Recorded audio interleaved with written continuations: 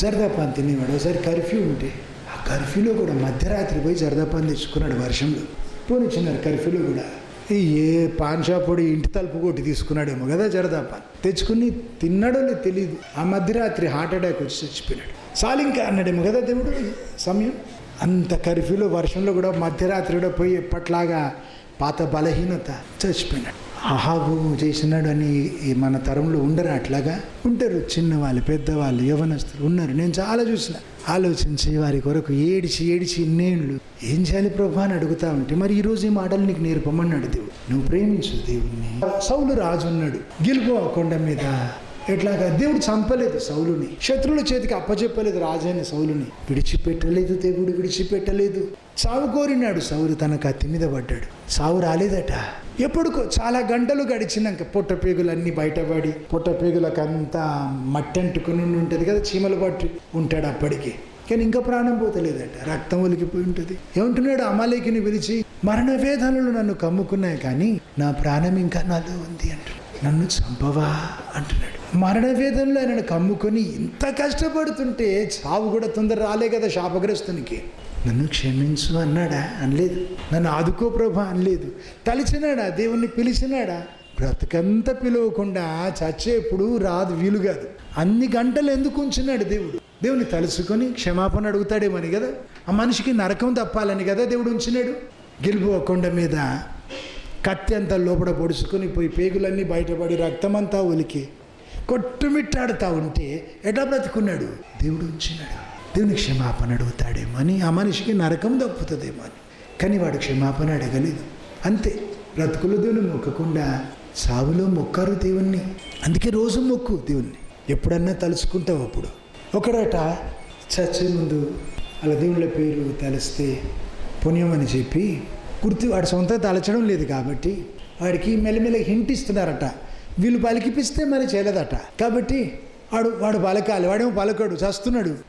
వాడు దేవుని తలచాలని, ఏదో వాళ్ళ ముఖ్య దేవుళ్ళ పేరు గుర్తు రావాలని నా అని అన్నారట. తర్వాత వాడు అంటాడని అడేమని పిచ్చోన్లా చూస్తున్నాడు. కొబ్బరి పీచు తెచ్చి ఇట్లా అన్నాడు అంటే నారా అనుకుంటాడు, ఇంకేమని అంటాడేమో అని పీచు అని చచ్చిపోయింటాడు. ఎన్నేళ్ళు మీ అమ్మనాయనని వెంటబడి, మీ కాపరి వెంటబడి చచ్చేప్పుడు పీచు అని చచ్చినట్టు ఉంటుంది. నీవు సొంతగా దేవుని ప్రేమించకుంటే దండగవుతుంది, అంత దండగవుతుంది. ఎన్ని డివిడీలు ఇచ్చినా, ఎంత ముందు కూర్చోబెట్టి మీకు నేర్పుకున్నా, ఎంత కన్నీళ్ళతో మీకు ప్రార్థించినా, నీకు దేవుడు వద్దయితే నీవు దేవుణ్ణి విసర్జించి బ్రతికితే, దేవుని ప్రేమించకుంటే అంతే. ఆ బ్రతుకు చరిత్ర, అహాబు చరిత్ర, సౌలు చరిత్ర. శాపగ్రస్తమైన బ్రతుకు, శాపగ్రస్తమైన అంతం. శాపగ్రస్తమైన బ్రతుకకు దేవునితో ముడిపెట్టుకునే బ్రతుకు. నువ్వు దీవింపబడతావు, నువ్వు దీవెనగా ఉంటావు. అది మంచిది కదా. నువ్వు మాదిరిగా ఉంటావు. నువ్వు ఎక్కడుంటే నీ చుట్టూ ఆశీర్వాదాలు, లేకుంటే నువ్వు ఎక్కడుంటే అక్కడ సత్యనాశ. ఇంకేం? నీలో దేవుడు లేకుంటే సైతానే కదా నీలో ఉండేది. పట్టిందల్లా బంగారం నీ దేవుడు ఉంటే, నీ దేవుడు లేకుంటే ముట్టిందెలా బొగ్గు. లెగ్గు అంటారు కదా, అడుగు పెట్టిన వేలా విశేషం. ఎంత స్టైల్గా ఇంగ్లీష్ని ఎంత చెడగొట్టి కదా లెగ్గు అట. ఇంగ్లీష్లో ఒత్తులు గుణింతాలు దీర్ఘాలు ఉన్నాయా? ఎడిటింగ్ చేసేప్పుడు తెలుగులో సబ్ టైటిల్స్ కొట్టాలి, వాక్యం అంతా తెలుగులో కదా. ఎట్లా ఉంటుంది సాఫ్ట్వేర్ దాంట్లో కొని చేసినాం. అప్పుడు ఏమవుతుంది, ఇంగ్లీష్లో కొడుతుంటే తెలుగులో ఇంగ్లీష్లో ఒక కీబోర్డ్ చాలు కదా, అక్షరాలు అన్నీ. తెలుగులో అక్షరాలు, గుణింతాలు, ఒత్తులు, దీర్ఘాలు, పలకట్లు, తొగకట్లు సామాన్యమా 3 కీబోర్డులు కావాలి. ఇక మార్చి అదే కీబోర్డ్ వాడతారు. అట్లాగా నీ దేవుడు లేకుంటే, నీకు దేవుడు వద్దయితే, నువ్వు దేవుని ప్రేమించకుండా ఇక ఎంత ప్రయత్నం చేసినా దండగా. ఇంగ్లీష్లో కొట్టే కీబోర్డ్ బదులు తెలుగులో అర్థం చేసుకోవడానికి సాఫ్ట్వేర్ ఉంది కదా. నువ్వు దేవుణ్ణి ప్రేమించేటట్టు నిన్ను మార్చడానికి ఏం సాఫ్ట్వేర్ లేదు. మనిషి దగ్గర ఉపాయం లేదు. దేవుడు వద్దంటాడు అట్లాంటి ప్రేమ, బలవంతానికి ప్రేమ. సొంతగా ప్రేమ కదా, నటన చేసి ప్రేమిస్తే ఎవరైనా గుర్తుపడతారు మనుషులే. అనంత జ్ఞానైన దేవుడు నువ్వు భక్తి నటిస్తే ఒప్పుకుంటాడా? దేవుని ప్రేమించకుండా మతం పాటిస్తే ఇష్టపడతాడా?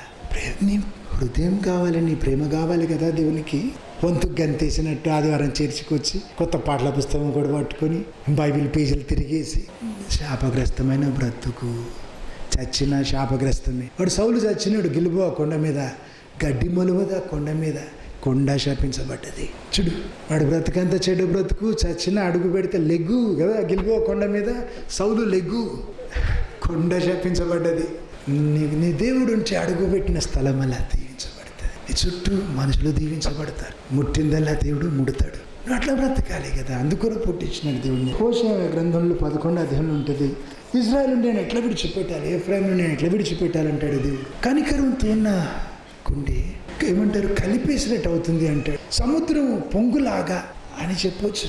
ఎట్లాగా మొత్తం కలిపేసినట్టు అంటున్నాడు. నా హృదయంలో నీ కొరకైన ప్రేమ నన్ను అంత బాధ పెడుతుంది. ఏమన్నా నీ కొరకైన ప్రాణం లాగుతుంది. ఎందుకు? నీ ఒక్కదానివే ఆయనకు ఉన్నట్టు ప్రేమిస్తాడు కదా. నీలాగా ఇంకెవరు లేరు. ఏలు ముద్రలు ప్రత్యేకం, కళ్ళలో ఐరిస్ అంటారు, అది ప్రత్యేకం. నీ అణువణువు ప్రత్యేకం. నీ ముద్ర ఉన్నది. నీలాగా ఇంకెవ్వరు లేరు, ఇంకొకరు ఉండరు. దీపం పట్టుకొని లోకం అంతా వెతికి వస్తే మళ్ళీ నువ్వే దొరుకుతావు. నీలాగా ఇంకొకరు దొరకరు, లేరు, ఇంకొకరు లేరు.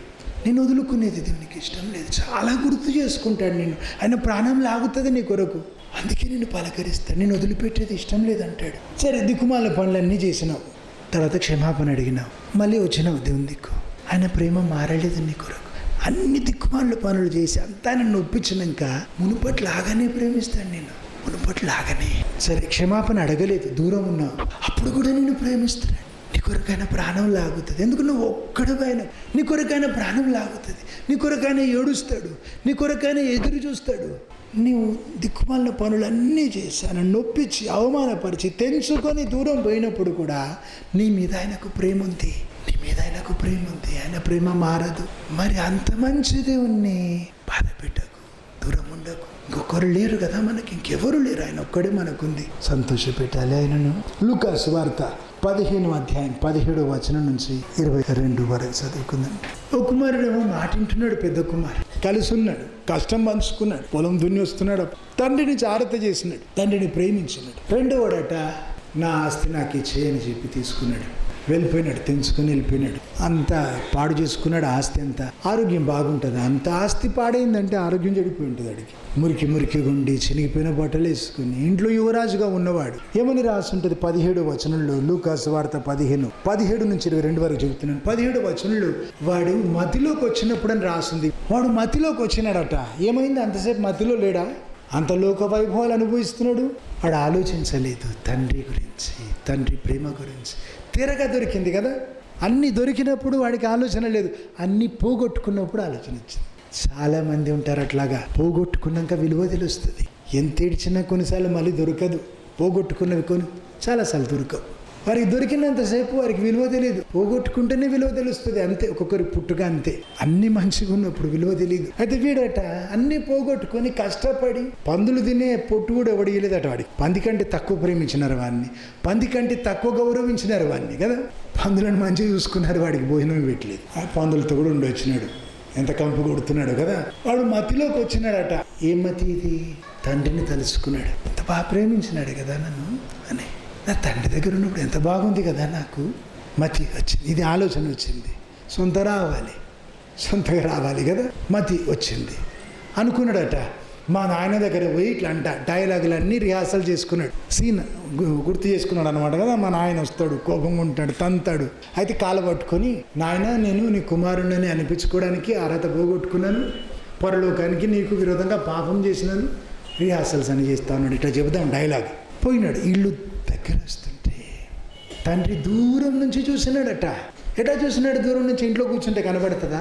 ఇంట్లో కూర్చుంటే తండ్రి, తప్పిపోయిన కుమారుడు మళ్ళీ వస్తుంటే కనబడతాడా? ఇంట్లో లోపటుంటే కనబడతాడా? బయట ఉండాలి కదా. గేట్ దగ్గర ఉన్నాడు తండ్రి. గేట్ దగ్గరికి వచ్చి ఎదురు చూస్తూ ఉన్నాడు. ఎన్ని సంవత్సరాలు పోయినాడో కదా ఆయన. చాలా ఏళ్ళు పోయి ఉంటాడు అంత ఆస్తి తగలబెట్టడానికి. రోజు వచ్చి ఆ గేట్ దగ్గర నిలబడి, వస్తున్నాడా నా కుమారుడు, వస్తాడా వాడు, తిరిగి వస్తాడా లేదా? ఇంత ప్రేమ ఉంటే కట్టేసి పెట్టవచ్చు కదా వాడిని. ఎందుకు కట్టేయలేదు? వాడు కుక్కపిల్ల కాదు కదా. కుమారుడు ఇష్టం ఉంటే ఉండాలి. వాడు సొంత తండ్రిని ప్రేమించి దగ్గర ఉండాలి కదా. పోతా అంటే పో, అంతే కదా. సొంతగా తిరిగి రావాలని ఎదురు చూస్తున్నాడు. గేట్ దగ్గర నిలబడి నేను దూరం ఉన్నాడట. కుమారుడు పరిగెత్తినాడట. తండ్రి పరిగెత్తి పగలేసుకున్నాడు. ఈ కుమారుడు ఏమనుకున్నాడు? దగ్గర పోయి మస్కా కొట్టి డైలాగులు చెప్పినాక ఇంకేమో అనుకున్నాడు కదా. ఒప్పుకుంటాడో లేదో అనుకున్నాడు. దూరం నుంచి చూసి పరిగెత్తినాడు, కౌగలించుకున్నాడట. ఇంకా మొదలుపెట్టినాడు ఈ పిల్లోడు డైలాగులు. నీకు విరోధంగా, పరలోకానికి విరోధంగా పాపం చేసినాను, నీ కుమారుని నేను అనిపించుకోవడానికి అర్హత పోగొట్టుకున్నాను, నీ పని వాళ్ళలో ఒకనిగా ఉంచు, దాసునిగా మూల కూర్చుంటా. తండ్రి వింటనే లేడు. వీడు చెప్పిన మాటలను బట్టి కాదు, మాయ మాటల్ని బట్టి కాదు కదా. తండ్రి ప్రేమిస్తున్నాడు, వాడి దూరం ఉన్నప్పుడు కూడా ప్రేమించినాడు. వాడి దగ్గర వస్తే ఆ ప్రేమ అంతా వ్యక్తమైంది కదా. దూరం ఉన్నప్పుడు ఏమన్నమాట, వీడే కట్టేసినాడు తండ్రి చేతి, బలంతో పెట్టాడు కాబట్టి ఊరుకున్నాడు. దగ్గర వెను తిరిగి రావడం చూసి ఇంకేం లేదు, పరిగెత్తిపోయి కౌగలించుకున్నాడు. నీ దాసునిగా ఒకనిగా ఉంచు అంటే ఆయన వింటనే లేడు. మంచి గౌరవించినాడు కదా. అయితే వాడికి స్నానం చేయించండి అంటున్నాడు. ఇంకేదో ఆయన డైలాగ్ చెప్తా ఉంటే వీడికి మంచి ప్రశస్తమైన వస్త్రాలు ధరింపజేయండి అంటున్నాడు. వాడు ఇంకేమో డైలాగ్ కొడుతుంటే వాడికి బంగార పొంగరం పెట్టండి అంటున్నాడు. చెప్పదలిచింది తండ్రికి ప్రేమ పోలేదు. వాడు చేసిన దిక్కుమాలిన పనులు అన్నీ అయిపోయినాక నువ్వు చూడు, తండ్రికి ప్రేమ ఉంది కదా. మీరు తన గురించి కదా రాయించినాడు. ఇంత ప్రేమించే తండ్రికి దూరం ఎందుకు ఉంటావు? దూరం ఉండకు, తలుచుకో, దేవుని రోజు తలుచుకో, ఎప్పుడు దూరం కావద్దు. సరే దూరం అయితే తిరిగి రా దేవుని వైపు. ఆయన ప్రేమ మారలేదు. నీ కొరకు ఎదురు చూస్తూ ఉంది కదా గేటు దగ్గర. చూడు, తన పరిధిలోకి వచ్చి ఎదురు చూస్తున్నాడు కదా తండ్రి ఎత్తుక్కుంటూ.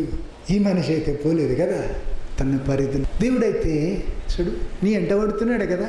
కొన్ని తప్పులు చేస్తే ఇడు మా చెందినోడే కాదు, మా బుజ్జినాడు కానీ మా పిల్లోడు కాదు, వదులుకుంటారు. దేవుడైతే తెంచుకోడు కదా. నువ్వు తెంచుకోక, ఎన్నడూ తెంచుకోక. ముఖ్యంగా తండ్రి చూడగానే ఓర్చుకోలేంది ఏంటి, ఆ తండ్రికి తగ్గట్టు లేడు వాడు. అన్ని చినిగిపోయిన బట్టలతో మురికి మురికి అయిపోయి భోజనం లేక ఆడు. ఎన్ని రోజులు అయిందో భోజనం చేసి కదా. తండ్రి చూడలేకపోయినాడు కదా. అన్నాడు వానికి స్నానం చేయి, వానికి మంచి ప్రశస్త వస్త్రాలు, మంచి బంగారం ఉంగరం, వజ్రం ఉన్న ఉంగరం పెడితేప్పుడు మళ్ళీ కుమారులా కనబడతాడు కదా.